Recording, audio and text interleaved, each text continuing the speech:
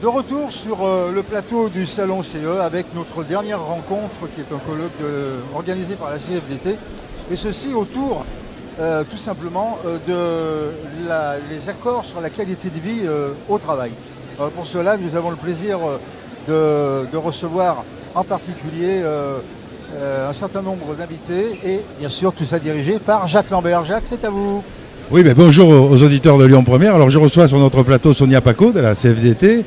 et Patrice Schoendorf qui est psychiatre, médecin légiste et président de la Fédération française de criminalistique, dont il va nous parler un petit peu après pour nous présenter quelle est cette association et ce sur quoi elle travaille. Alors Sonia, pour parler des accords de qualité de vie au travail, je vais en introduction faire un peu court, c'est comment on travaille en entreprise pour négocier avec l'employeur pour que les salariés ne perdent pas leur vie à la gagner. Tout ça pour faire court. Donc un peu d'historique, d'où ça vient, comment on va, comment on fait. Et puis après on verra avec Patrice Schoendorf qui va nous parler un peu de sa Fédération française de criminalistique, comment on prend en compte la souffrance des travailleurs, des salariés dans l'entreprise qui sont soumis à des pressions parce que quelquefois la qualité de vie au travail c'est plus une vue de l'esprit qu'une réalité. Oui, donc bonjour à toutes et à tous. Merci Jacques de m'avoir convié à ce débat. Donc effectivement, la question de la qualité de vie au travail, c'est un long processus face à un constat de détérioration quand même des conditions de travail avec des organisations du travail qui se tendent,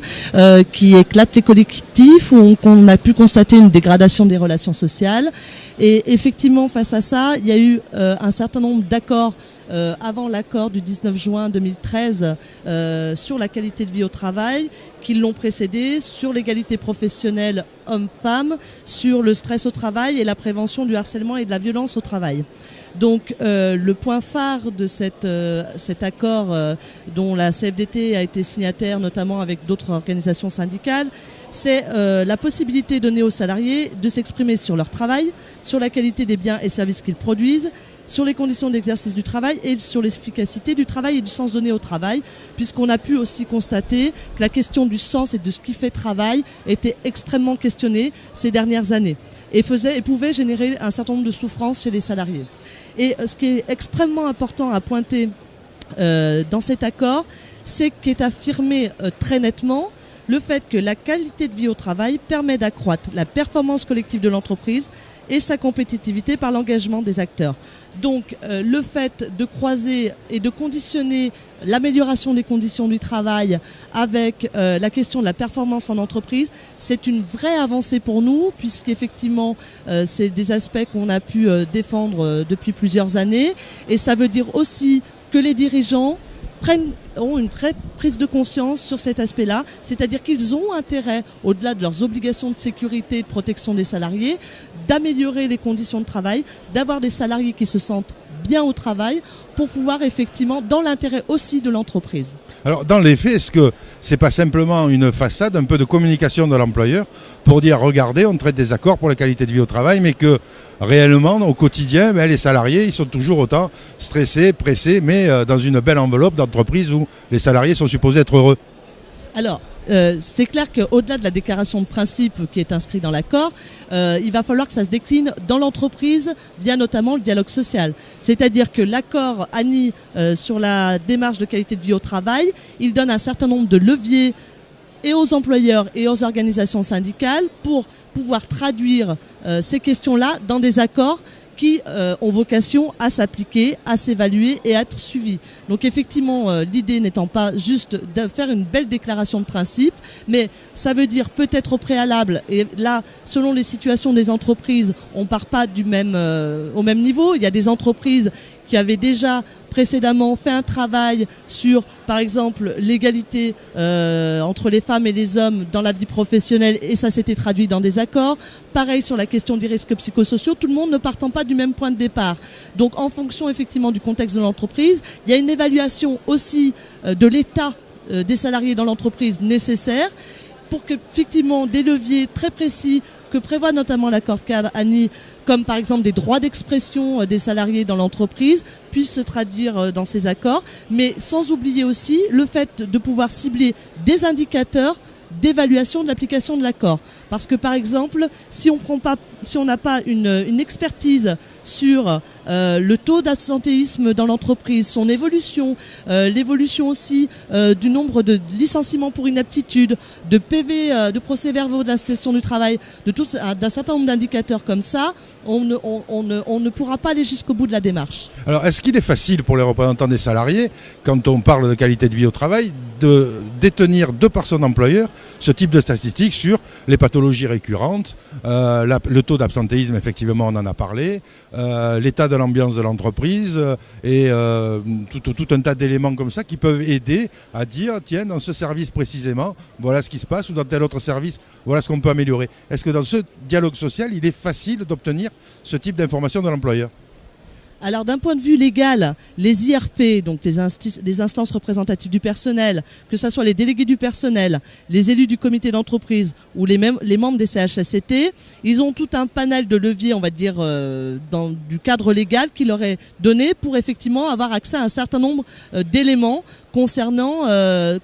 les conditions de travail, avec aussi des possibilités de droit d'alerte pour les DP et de droit d'alerte pour les CHSCT, qui leur permettent d'agir concrètement sur les situations. Ceci dit, même si ce cadre légal était préexistant de l'accord ANI sur la qualité de vie au travail, il n'était pas suffisant, preuve en est, cet accord, puisque en fonction, on va dire, de la volonté de l'employeur de s'inscrire dans cette démarche-là de manière honnête et complètement engagé dans cette démarche, effectivement, il était nécessaire de préciser les leviers et de réaffirmer aussi des prérogatives, notamment dans les accords d'entreprise, pour donner toute latitude aux IRP de pouvoir jouer leur rôle sur ces questions de conditions de travail. Parce qu'on le verra avec Patrice Schoendorf tout à l'heure, mais c'est vrai que l'employeur a vite fait de se replier vers notamment dans les cas de burn-out et d'usure professionnelle, vers des événements de la vie privée du salarié pour se défausser en disant non, nous on n'y est pour rien, c'est la vie privée du salarié qui est en cause dans ce cas précis. Donc c'est d'autant plus difficile de pouvoir gérer ça quand on est IRP dans le cadre d'une négociation. D'où l'intérêt de négocier sur un accord sur la qualité de vie au travail, parce que ça doit se traduire quand même par des engagements très précis. Il y a quand même un axe très fort en direction des cadres intermédiaires et des managers, c'est-à-dire que l'accord de qualité de vie au travail, c'est aussi je l'ai vu à travers un certain nombre d'accords d'entreprise, c'est aussi permettre à ces cadres de proximité d'être affûtés sur les questions, d'être formés notamment sur la question des risques psychosociaux, puisque c'est eux qui sont en interface directement avec les salariés et qui doivent être positionnés et en capacité de répondre et d'accompagner les équipes en ce sens. Et puis effectivement, s'engager dans une démarche de qualité de vie au travail, c'est aussi peut-être, on va dire, se distancier de types de management qui maltraitent les salariés. On en connaît, des managements agressifs, clivants dans les entreprises, qui divisent les salariés. Donc c'est vraiment, il me semble, un engagement fort de la part des employeurs. Mais effectivement, le rôle des IRP, au-delà de la négociation de l'accord, c'est aussi derrière d'être vigilant au suivi des accords, et ça se traduit parfois par la mise en place de commissions de suivi dans lesquelles les IRP et les organisations syndicales sont fortement engagées. Alors on parle du manager là en tant que manager source du harcèlement, mais on évoque rarement, et sur la dernière minute là on va juste l'évoquer, quelquefois c'est le manager lui-même qui est harcelé par la direction parce qu'on lui impose des objectifs qui doit redescendre aux salariés. Et c'est vrai que les organisations syndicales, et à mon corps défendant j'en fais partie, oublient quelquefois le manager qui lui-même est soumis à des pressions. Alors nous, on est extrêmement conscients de la difficulté dans laquelle sont mis de plus en plus les cadres qui sont quelque part entre l'étau et l'enclume, c'est-à-dire qu'à la fois ils reçoivent toute la souffrance de leurs salariés, des équipes qui sont parfois complètement en crise, et je laisserai mon collègue en parler plus précisément, mais aussi des injonctions de direction pour des exigences de performance et de rendement qui rendent les choses complètement incompatibles. Et par exemple, ces cadres-là, effectivement, ils ont besoin d'être entendus,